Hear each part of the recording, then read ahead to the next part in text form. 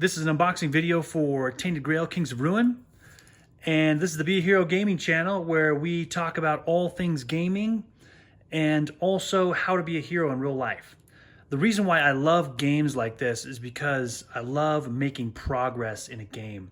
Feeling like my character's getting better, or I'm discovering more of the world, or discovering new items or equipment. I just think that is so cool about games because it's very similar to real life.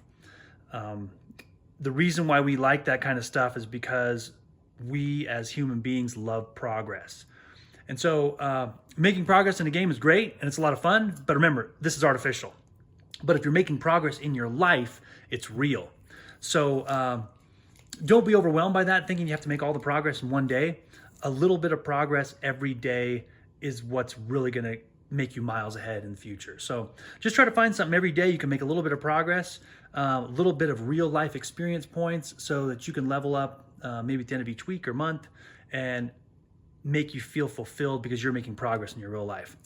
I am amazed by the enormity of this game. I have over here Fall of Avalon, just for comparison's sake. This game is so big. Here's Fall of Avalon here. You can see that it's a few inches smaller this way and this way and this way. I mean, this game I almost feel like is a travel size game I could take on a trip with me in comparison to Kings of Ruin. This game is humongous. So here's the Fall of Avalon game here. And here's the Kings of Ruin game. The game is so big. I do want to make you aware that in one of their updates, they said that all of the stuff is not going to be shipped at once. I did get Fall of Avalon in a separate shipment. And in this shipment, I got Kings of Ruin and I got the upgraded resources. And I think, obviously there's a stretch goal box that comes with this that I didn't get yet. And I think I ordered the black goat too. So it looks like those things are probably still on their way. And they said, don't be alarmed if they come in a couple of different shipments. So that stuff is still on the way. But again, I have no idea what's inside this box. We're going to pull this open here and just take a look in here together and see what's inside of here. But again, really excited about this game. One thing I do wonder about, and maybe people out there who have more experience about this game than I do, is my son really wanted to skip Fall of Avalon and just play this one. And I said, I don't know if you can do that. I think you have to play Fall of Avalon first so you know what's going on. Let me know in the comments what your guys' opinion is, whether you would just go straight to this one or if you've played Fall of Avalon, if I should start with that. The thing that is a little overwhelming that I didn't expect is an entire campaign for Fall of Avalon and the stretch goals with 2 more campaigns. I mean, that just seems crazy to get through all 3 of those before getting to this. I don't know. We'll see what happens here. Pop this lid off here. Okay, right on top here, we got a whole bunch of stuff to punch out that looks like it did not, some of this stuff did not come in the Fall of Avalon games. You have a whole bunch of really cool looking monsters here. Looks like we're going to be fighting along the way. Some maybe dials here to put inside or put together there. Maybe for this here. Again, I have no idea what's inside this game here. These little punch outs here, and on the back of the box, they showed these stacked up. And so I'm not exactly sure what these are for, but looks like there's a couple more characters over here on this side. So a bunch of punch outs here on this part here. Here we have the rule book, which I can't remember the Fall of Avalon rule book. This one's 44 pages. I want to say Fall of Avalon was similar to that. A little bit longer than the original Fall of Avalon book, just with the summaries they did on the back and a couple of other things they had added to the book here. So again, inside the rule book here, the cool thing is the first few pages is always components. And so it's going to be the first page is components. Then we get right into it here. There's a little introduction, maybe a little introduction there to your quest, and then some character introductions here. And a lot of text. Okay, not this page. Here's a lot of descriptions on where all your stuff is laid out. A lot of text here. So 44 pages of a lot of text to get through for this rule book. I imagine, again, let me know in the comments. You guys probably have more experience than I do. I imagine that this is going to be very similar to Fall of Avalon, maybe with just a couple of new mechanics. There's the rule book there, 44 pages long. Here you have the Start Here manual, which We haven't played too much of Fall of Avalon. We did do the start here scenario. It was very straightforward, very easy to understand. It took me a few minutes to read through this. This one might be a little bit longer, maybe not. This is 8 pages long. I'm kind of anticipating this to be kind of the same thing. You just go right through here, and I think you just have to read the first couple of pages, and then after that, it starts walking you through and telling you what to do. So it's pretty straightforward, pretty easy to understand in the Fall of Avalon book. Here we have the, stretch goal exploration journal. So maybe some of the stretch goals are in this box. And I don't know what this is exactly, but let's see what this thing is all about here.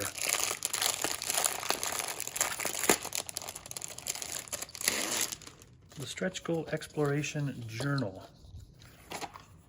Okay, that looks like that's going to be some additional text here for the game. I don't know if this is in addition to, or if this is something separate.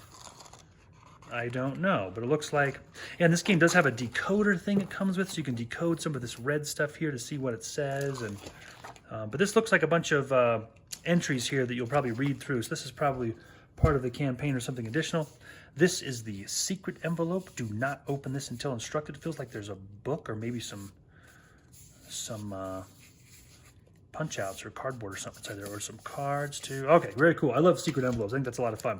Here are your letters again and maps on how you're getting started and how you got yourselves into this mess here. Status sheets. Oh, so these are, okay, so this looks a little more involved here. So you have a status sheet, and again, this is to keep track of certain events that have taken place, and then as you read entries, it will say, have you gotten alternate paths number 4, and it will send you somewhere. If you have, and if you haven't, you'll go somewhere else.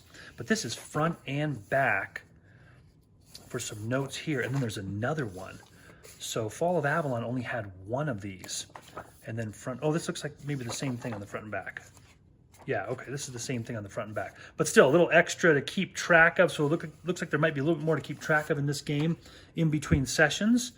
Here is a little notebook here with some crazy art in it. Okay, cool. Maybe this is one of the stretch goals too. So maybe some of the stretch goals are in this box already and there won't be a separate box. I don't know. I don't know for sure. Little notebook it comes with there. Here's more stuff to keep track of. So this looks like lost chapters. I wonder if that's what's in that other book there. Knight's Wager and Quest. So these are both the same on the front and the back. So something else to keep track of here. These might be additional mini campaigns or quests or something from that other book. I don't know, but something else to keep track of. Again, these statuses to tell you which entries to read. And then another progress sheet. Okay, another pad here again of a bunch of these. So same on the front and back. So something else to keep track of your progress there. And I don't know what these are either. This looks like a little booklet of characters. This also was not in the Fall of Avalon. Okay, and this looks like it's not, oh, it is a pad that you tear off. Okay, so something else it looks like that you can check boxes for certain things to get some secret cards. And it looks like there's one of these for each character. So one of these. More stuff to keep track of. Wow, it does seem like there's a lot more in this game than in Fall of Avalon. Oh, here you have the exploration journal. That is mighty thick. Maybe a little tiny bit bigger than the Fall of Avalon initial campaign. So exploration journal, which this thing's going to be out on the table for you to read these entries to see what's happening in the world. And there's a lot more minis in here, it looks like, than the other one here. Pop the top of this off. And here you have your player boards that, again, look very similar to Fall of Avalon. You have these certain traits over here that you have. These, again, are for attacking. These are for diplomacy over here. And certain characters are good at certain things. Some are better at attacking, some are better at diplomacy. And then you'll have a deck of cards that go along with each one of these. And then food, wealth, experience, and magic, the same as Fall of Avalon. And then your energy, health, and your terror meters over here look, again, very similar. And there are 4 of those in there. Okay. Oh, so in Fall of Avalon, this piece right here punches out to tell you how to set up. It looks like it punches out all the way over to here. This whole thing comes out of there for the character. A little bit different. Not sure why that is. Maybe some people can have 3 or 1 of these. I don't know. But this whole section punches out for this one here. Here you have your little decoder thing, which there's some areas in the book we have to put this on top of to see what it says behind there. I guess only when instructed to do so.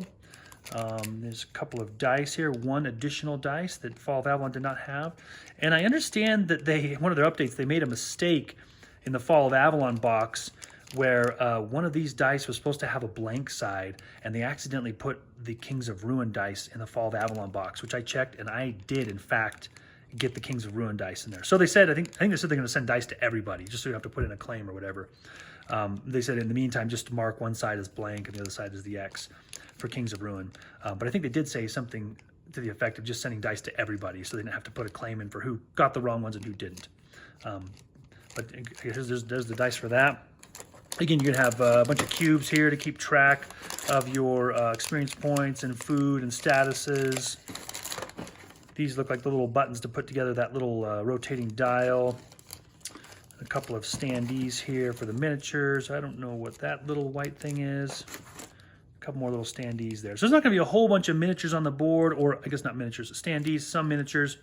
Again, with this game, they're just placeholders. It's not like you're playing Warhammer where you're up on terrain going after each other.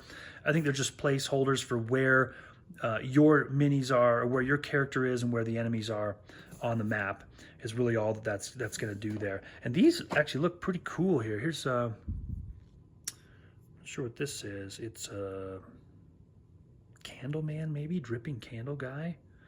But they look very detailed. These are all going to get sun dropped. I'm just going to go through and just sun drop all of these. And if you want to see a video on that, there's a video on the channel that you can see about that. Here's the little horned fox guy.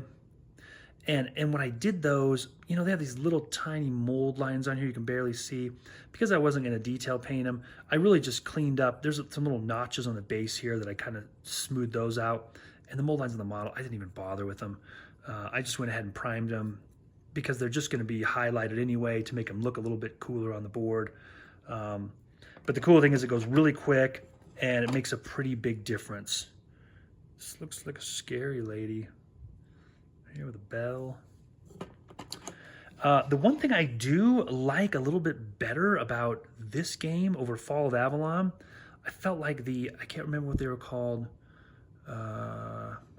those giant guys that keep track of the keeping the weirdness away. I can't remember what those guys are called, but those big skeleton statues were just enormous. They were huge. And you set them on the card, and you almost couldn't see anything on the card because they were so big. And so I'm glad to see that.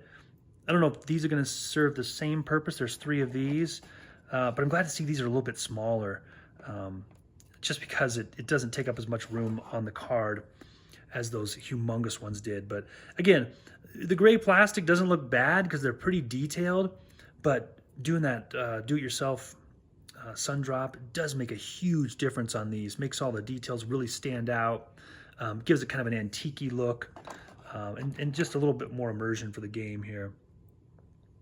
But again, they're just placeholders, so I didn't want to take the time to paint them all up and everything just because they just hold your place on the board. Another blank spot there. I think Fall of Avalon had a blank spot too that freaked me out, but I'm not sure what that's for, but I think that's supposed to be there. I'll take the miniatures out of there. Oh, there are some big giant ones in here. Okay, I didn't know about that. Bunch more cards you have here.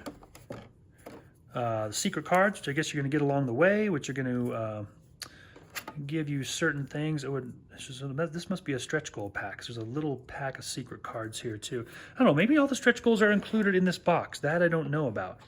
And then again, everybody's going to have their own deck of diplomacy and attack cards, which are most of these. These look like maybe the exploration cards here. And are there more of these than This looks like, I wonder if this is the other campaigns too. I don't know, but this is a lot more than came with the Fall of Avalon. I feel like it was like this much, and this is quite a bit more cards.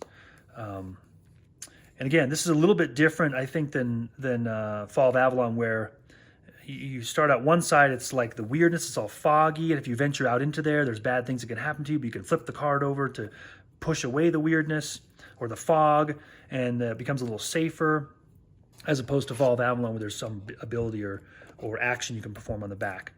Here's a little location. These are probably dividers. Yeah, these are probably dividers that go in here, so you can, once you get these opened up, you can split them up to where they're supposed to go there. And these are maybe like some bosses you're gonna fight or something, or I don't know. But again, pretty detailed, kind of cool. You don't have to assemble the model like a Games Workshop thing. They're already put together, and the plastic it's pretty hard plastic. It's not like soft or bendable. And there's that lady, and you got this scary looking tentacle man. Looks like something from Jack Sparrow movies or something. Tentacle guy there. And then this giant guy riding a chariot. Man, this thing is humongous. Okay.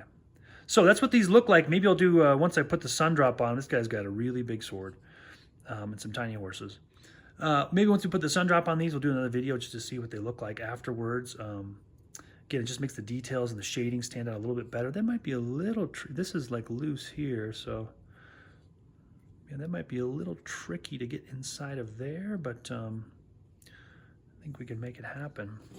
So that's the Kings of Ruin unboxing. And again, this game looks a little bit more involved. It's quite a bit bigger, the box and everything that comes with it. Again, this might be the stretch goals too. I don't know if these are the stretch goals as well. They're in here. Here's again some dividers for these cards. I don't know if those are all in here. You have a whole bunch of card slots here that aren't being utilized. And so I don't know if maybe there's another box coming that I'm going to add some more cards into there. I'm not sure.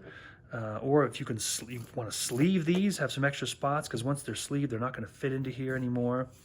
And you have a bunch of extra places to put them. But remember, look for areas you can make progress in your life. It's fun to make progress in our games. Remember, this is artificial, and what we're really looking to do is make progress in our lives. Just a little bit each day. Take some time to find something you want to improve upon and put a little effort into it. And doing that day after day will pay huge dividends down the road. You guys take care. Thanks for watching.